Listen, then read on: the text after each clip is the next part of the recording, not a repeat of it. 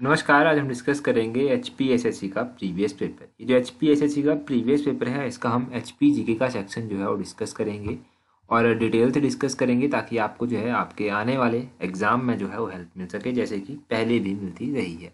Question number 167 से जो है अभी हम स्टार्ट करेंगे। बोलते हैं Dodra Kwar region lies in which district of Himachal Pradesh. ये जो डोडरा कवार रीजन है ये हिमाचल प्रदेश के किस जिले में आता है? तो ये आता है हिमाचल प्रदेश के शिमला जिले में। ऑप्शन ए जो है वो सही आंसर है। अब शिमला में आता है डोडरा कवार, ये तो आपको पता चल गया। शिमला में कुछ और भी ऐसे रीजन्स आते हैं, जैसे कि डोडरा कवार के अलावा जो है वो शिमला में कुपवी एक रीजन आता है, नेरवा जो है एक रीजन आता है इसी तरह का। नेरवा तहसील है, कुपवी जो है ये भी शिमला की तहसील है। शिमला में जो है वो कोटखाई तहसील है, कुमारसेन जो है वो शिमला की तहसील है। डोडरा कवार भी वैसे तहसील है, ये भी आप ध्यान रखिएगा अगर पूछ ही लिया जाए। सुन्नी सुन्नी कहाँ पर पड़ता है? सुन्नी भी जो है वो डिस्ट्रिक्ट शिमला में पड़ता है। डिस्ट्रिक्ट शिमला के अलावा और भी, जैसे कुल्लू ऑप्शन में दिया गया है, तो कुल्लू के अगर मैं आपको बताऊं तो कुल्लू में आनी आता है, कुल्लू में नगर आता है, कुल्लू में जो है वो भूंतर आ जाता है, कुल्लू में बंजार आ जाता है। ये कुल्लू के हैं। सोलन की बात भी कर लेते हैं जब सोलन ऑप्शन में दिया गया है, और किन्नौर भी ऑप्शन में दिया गया है। तो सोलन के जो रीजन है वो तो आसान ही है। सोलन में अर्की, ध्यान रखिएगा, अर्की सोलन में आता है। और राम शहर है, राम शहर सोलन में आता है। कसौली तो आपको पता है सोलन में आता है, पूछा गया था एग्जाम में क्वेश्चन। कसौली सब डिवीज़न जो है वो कहाँ कौन से ज़िले में पड़ता है? तो Kasauli sub division district Solan में पड़ता है, ये आपने ध्यान रखना है।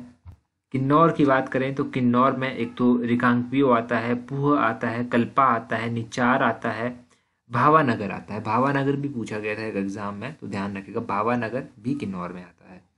तो ये सारे आपने जान लिए किन्नौर से रिलेटेड। 168 क्वेश्चन देखिए, बोलते हैं who presented the golden house over the holy flame in Jwalamukhi temple. तो ज्वालामुखी मंदिर में पवित्र ज्वाला पर स्वर्ण छत्र जो था वो किसने प्रदान किया था? तो यहाँ पर पवित्र छत्र जो था वो अकबर के द्वारा प्रदान किया गया था। ऑप्शन ए जो है वो सही आंसर है। अगर देखो अकबर की कांगड़ा को लेकर बात करें तो कांगड़ा को लेकर देखो अकबर ने बहुत कोशिश की थी कांगड़ा को कैप्चर करने की, परंतु नहीं कर पाया था। कांगड़ा को, आसपास के इलाकों को बेशक उसने कर लिया था, परंतु कांगड़ा फोर्ट को जो था वो भेद नहीं पाया था। अकबर के बाद जहांगीर उसका पुत्र था, तो जहांगीर ने क्या किया था? जहांगीर ने जो था वो कांगड़ा को जो था वो भेद लिया था, कैप्चर कर लिया था कांगड़ा फोर्ट को। ये आपने ध्यान रखना है। अकबर का पुत्र था जहांगीर, जिसने कांगड़ा किले को कैप्चर कर लिया था। 1620 के आसपास की ये बात है जब कैप्चर किया गया था। और अगर ज्वालामुखी की बात करें तो ज्वालामुखी के बारे में एक और क्वेश्चन बन जाता है। ज्वालामुखी के बारे में क्वेश्चन बनता है फिरोज शाह तुगलक से रिलेटेड। पहला क्वेश्चन तो बनता है कि फिरोज शाह तुगलक ने नगरकोट पर कब आक्रमण किया था? 1365 में फिरोज शाह तुगलक ने नगरकोट पर आक्रमण किया था। फिर फिरोज शाह तुगलक ने क्या किया था? उसने जो था वो ज्वालामुखी मंदिर को भी जो था वो लूटा था, और वहां से कुछ किताबें उठाई थी। उन किताबों का जो ट्रांसलेशन जो था वो भी उसने करवाया था। पर्शियन, फारसी भाषा में जो था उसने ट्रांसलेशन उन किताबों का करवाया था। तो ये आप फिरोज शाह तुगलक के बारे में ध्यान रखें कि 1365 में इसने जो था वो अटैक किया था कैप्टन, और फिर कांगड़ा ज्वालामुखी मंदिर से कुछ किताबें भी उठाई थी जिनका ट्रांसलेशन बाद में चलकर इसने करवाया था। अगला क्वेश्चन है 169 क्वेश्चन, बोलते हैं Indian paintings from Punjab hills book is written by. तो ये इंडियन पेंटिंग्स किताब जो है, Indian painting from Punjab hills किताब है एक, ये किताब जो था वो किसके द्वारा लिखी गई थी? इसकी रचना किसके द्वारा की गई थी? तो ये किताब जो था वो WG आर्चर के द्वारा लिखी गई थी। WG आर्चर, ध्यान रखिएगा, ऑप्शन सी सही आंसर है। अब WG आर्चर ने ये किताब लिखी थी। WG आर्चर के अलावा यहाँ पर क्या दिया गया है? B.N. दत्तार दिया गया है। B.N. दत्तार के द्वारा कौन सी किताब लिखी गई थी? इन्होंने किताब लिखी जिसका नाम था हिमालयन पिलग्रिमेज। हिमालयन पिलग्रिमेज जो था वो B.N. दत्तार ने लिखी थी। यहाँ पर दिया गया है JC फ्रैंक। JC फ्रैंक दिया गया है ऑप्शन में, तो JC फ्रैंक ने भी एक किताब लिखी थी। इन्होंने जो किताब लिखी थी उस किताब का नाम था हिमालयन आर्ट। हिमालयन आर्ट नामक की जो किताब थी वो JC फ्रैंक ने लिखी थी। एंड्रयू विल्सन यहाँ पर दिया गया है। एंड्रयू विल्सन ने कौन सी किताब लिखी थी? तो एंड्रयू विल्सन ने अबॉर्ड ऑफ गॉड किताब जो था वो लिखी थी। अबॉर्ड ऑफ गॉड किताब आपने ध्यान रखना है कि एंड्रयू विल्सन ने लिखी थी। चार राइटरों के द्वारा अलग अलग लिखी गई किताबें आपने ध्यान रखनी है। इनके अलावा और भी कुछ ऐसी किताबें हैं जो अलग अलग राइटर्स के द्वारा लिखी गई हैं, जैसे कि एक JC ब्रूसी एक राइटर थे जिन्होंने कुल्लू और लाहौल किताब लिखी थी। JC ब्रूसी के द्वारा जो है एक थे JD खोसला। JD खोसला ने जो था वो हिमालयन सर्किट नाम से एक किताब लिखी थी। विलियम मूरक्राफ्ट ने भी एक किताब लिखी थी जो थी ट्रैवल इन हिमाचल प्रदेश। ये विलियम मूरक्राफ्ट ने लिखी थी। तो ये किताबें आप ध्यान रखिए, अलग अलग किताबें मैंने आपको बता दी। यहाँ से थोड़ा सा रिवाइज आपने ज़रूर किया होगा। अगला क्वेश्चन देखिए, बोलते हैं Hibra hydro electric project is located in which district of Himachal Pradesh. ये जो हिब्रा जल विद्युत परियोजना है ये कौन से जिले में स्थित है। तो हिब्रा परियोजना की बात करेंगे सबसे पहले। तो देखो ये हिब्रा परियोजना जो है ये कहाँ पर स्थित है, चंबा में स्थित है। ऑप्शन डी सही आंसर है, चंबा। अब चंबा में ये हिब्रा परियोजना स्थित है। इसके बारे में ध्यान रखिए कि ये कौन सी नदी के ऊपर बनी हुई है। तो हिब्रा परियोजना जो है ये बनी हुई है चंबा में, जो है वो रावी नदी के ऊपर बनी हुई है। कौन सी नदी के ऊपर, रावी नदी के ऊपर बनी हुई है। चंबा शहर कौन सी नदी के किनारे स्थित है, चंबा शहर जो है वो रावी नदी के किनारे स्थित है। अभी एक एग्जाम हुआ था कल परसों, तो उसमें क्या पूछा गया था, उसमें पूछा गया था बैरास्यूल किसकी सहायक नदी है। तो बैरास्यूल जो है वो किसकी सहायक नदी है, बैरास्यूल रावी की सहायक नदी है, वो भी आपने ध्यान रखना है। अब ये हिब्रा परियोजना जो है वो किसके द्वारा निर्मित की गई है, किसके द्वारा बनाई गई है। ये परियोजना जो है हिब्रा परियोजना NHPC द्वारा बनाई गई परियोजना है, NHPC के द्वारा। अब हिब्रा 3 परियोजना जो है उसके बारे में भी ध्यान रखिए। हिब्रा 3 परियोजना जो है ये कितने मेगावाट की है, ये 260 मेगावाट की है। हिब्रा 3 परियोजना ही मुझे स्पेसिफिक रूप से मिली, 1 और 2 के बारे में इतनी जानकारी नहीं है किताबों में, परंतु जो हिब्रा 3 परियोजना है वो आप ध्यान रखिएगा कि 260 मेगावाट की है, चंबा जिले में स्थित है, रावी नदी के ऊपर बनी हुई है, NHPC इसको एग्जीक्यूट करता है। तो ये आपको सारा का सारा पता चल गया। 171 क्वेश्चन में देखिए, बोलते हैं द लॉन्गेस्ट टनल ऑन कालका शिमला रेलवे ट्रैक इज। तो ये क्वेश्चन भी कल के एग्जाम में पूछा गया था, कल परसों जो एग्जाम हुआ था संडे को। तो कालका शिमला रेलवे ट्रैक पर जो सबसे लंबी सुरंग है वो कौन सी है, वो है बड़ोग टनल। ऑप्शन सी सही आंसर है। अब ये जो बड़ोग टनल है ये सबसे लंबी टनल है। कौन से डिस्ट्रिक्ट में हिमाचल प्रदेश की ये टनल आती है, तो ये जो डिस्ट्रिक्ट सोलन है वहाँ पर आती है, डिस्ट्रिक्ट सोलन में ये आती है। कालका शिमला रेलवे लाइन जो है इसको इनॉग्रेट किसके द्वारा किया गया था, लॉर्ड कर्जन के द्वारा जो था इसको इनॉग्रेट किया गया था। टोटल नंबर ऑफ सुरंगें कितनी है यहाँ पर, टनल कितनी है, तो 103 जो था वो ओरिजिनली 100 टनलें थी यहाँ पर, 103 सुरंगें थी यहाँ पर। कहते हैं कि एक टूट गई है तो अब 102 जो है यहाँ पर बच गई है। ये कितनी बच गई हैं, 102 टनल्स जो है यहाँ पर बच गई हैं। ये जो ट्रैक है कालका शिमला कालका का, ये कितने किलोमीटर लंबा है, तो ये 96.54 किलोमीटर लंबा है। और इसको इनॉग्रेट कौन से ईयर में किया गया था, तो 1903 में जो था वो इसको इनॉग्रेट किया गया था। कब, 1903 में इसको इनॉग्रेट किया गया। ये सारा आपने ध्यान रख लिया। अब इसके बारे में एक और मोस्ट इंपॉर्टेंट क्वेश्चन बनता है कि इसको यूनेस्को की वर्ल्ड हेरिटेज लिस्ट में शामिल किया गया है। यूनेस्को की लिस्ट में जब इसको शामिल किया गया है तो इसको जो था वो कहते हैं कि कौन से ईयर जो था वो इसको शामिल किया गया था, तो इसको वर्ष 2008 में जो था वो यूनेस्को की लिस्ट में शामिल किया गया था। ये आपने ध्यान रखना है। आगे देखो, बोलते हैं कुंगरी गोम्पा इज लोकेटेड इन। जो कुंगरी गोम्पा है ये कहाँ पर स्थित है, एग्जैक्टली पूछा गया है कि कौन सी वैली में स्थित है। तो वैसे तो आप शायद टिक कर भी देते कि लाहौल स्पीति में स्थित है, परंतु जब वैली पूछी गई है तब आप थोड़ा सा कंफ्यूज जरूर हो जाएंगे यहाँ पर। तो इसका सही आंसर है option D, pin valley. Pin valley में जो है ये स्थित है कुंगरी गोम्पा। अब पिन वैली कहाँ पर पड़ती है, ये लाहौल स्पीति की वैली है पिन वैली। ये आप ध्यान रखिएगा कुंगरी गोम्पा के बारे में। कुंगरी गोम्पा पिन वैली में स्थित है। अब पिन वैली से एक और क्वेश्चन बन जाता है, पिन वैली नेशनल पार्क कहाँ पर स्थित है, कौन से डिस्ट्रिक्ट में स्थित है, तो पिन वैली नेशनल पार्क जो है ये लाहौल स्पीति में स्थित है। ये भी ध्यान रखना है आपने। तो ये तो आपको चल गया पता पिन वैली के बारे में, पिन वैली नेशनल पार्क के बारे में।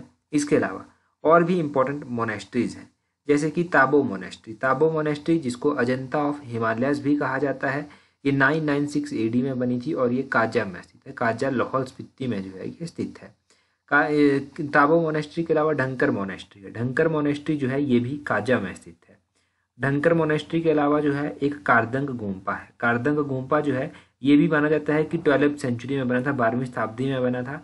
और ये गोम्पा जो है ये केलोंग में स्थित है। केलोंग कहाँ पर है, लाहौल स्पीति का हेडक्वार्टर है केलोंग में स्थित। ये ध्यान रखना है आपने, लाहौल स्पीति का हेडक्वार्टर कहाँ पर है, केलोंग में स्थित है। एक शाशूर गोम्पा है। शाशूर गोम्पा कहाँ पर स्थित है, शाशूर गोम्पा जो है ये भी केलोंग में स्थित है और केलोंग लाहौल स्पीति का हेडक्वार्टर है। अब लाहौल स्पीति में बहती हैं चंद्रा और भागा 2 नदियाँ। ये चंद्रा और भागा जो है वो कहाँ पर मिलती हैं आपस में, चंद्रा और भागा जो है वो तांडी नामक स्थान पर मिलती हैं। तांडी में माना जाता है कि द्रौपदी का अंतिम संस्कार जो था वो तांडी में हुआ था।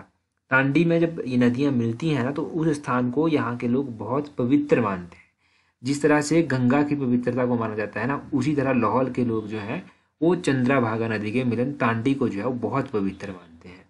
तो ये आप ध्यान रखिएगा इंपॉर्टेंट नदियों के बारे में, इंपॉर्टेंट वैलीज के बारे में, इंपॉर्टेंट गोम्पास के बारे में। अगला क्वेश्चन है जी 60 नंबर क्वेश्चन, बोलते हैं रिपन हॉस्पिटल जो कि शिमला में स्थित है, ये कौन से ईयर में ओपन किया गया था? तो आपको पता हो तो लॉर्ड रिपन जो है वो वाइसराय रह चुके हैं इंडिया के।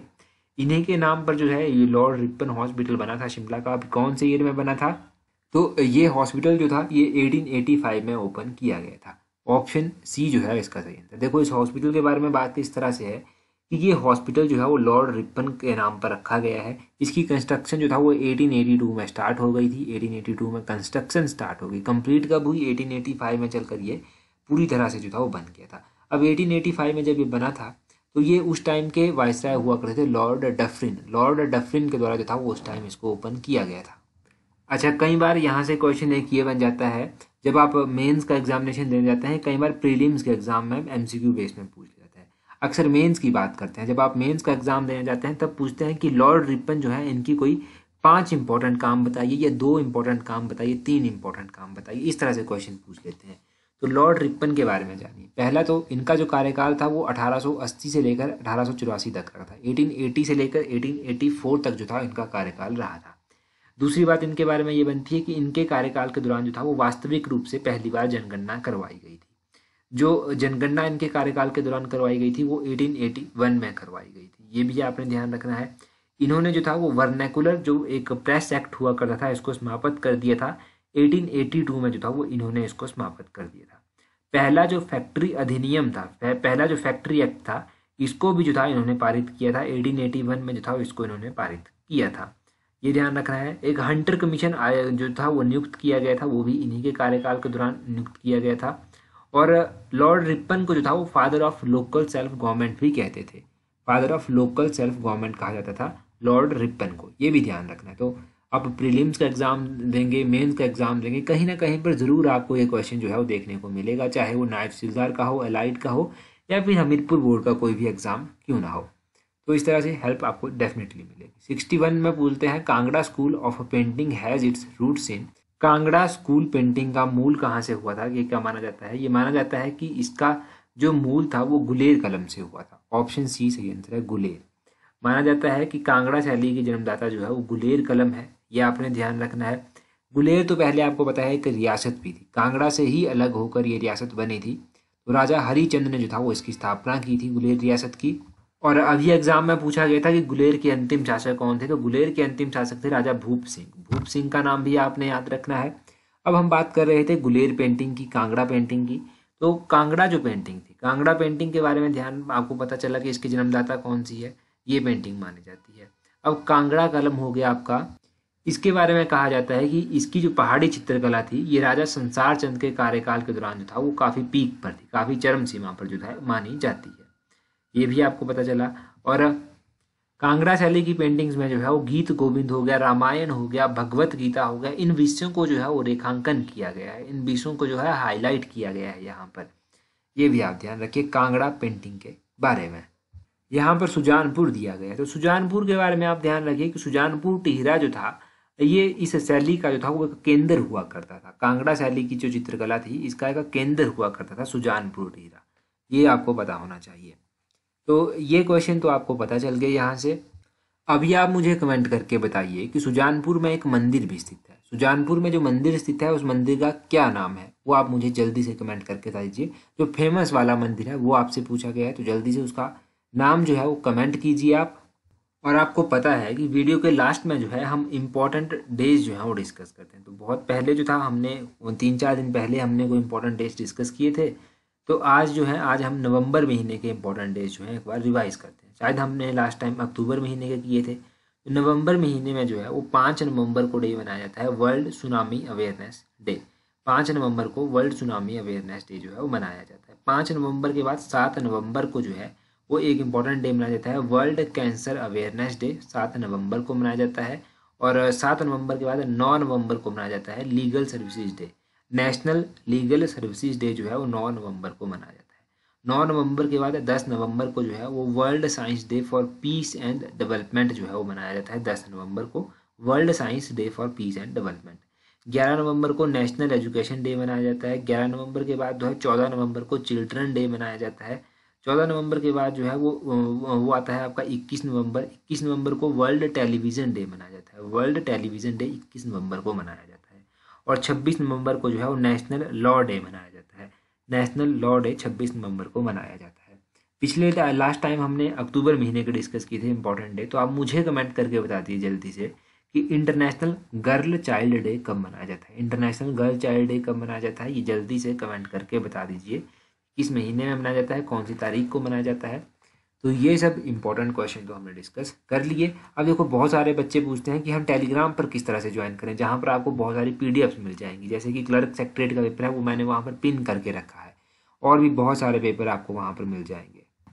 देखो अगर तो आप देखो वीडियो को लास्ट तक देखते हैं तो आप टेलीग्राम तक अभी तक पहुंच चुके होंगे। टेलीग्राम पर ज्वाइन करने के लिए अपना टेलीग्राम ओपन कीजिए, वहां से सर्च कीजिए @allexam31।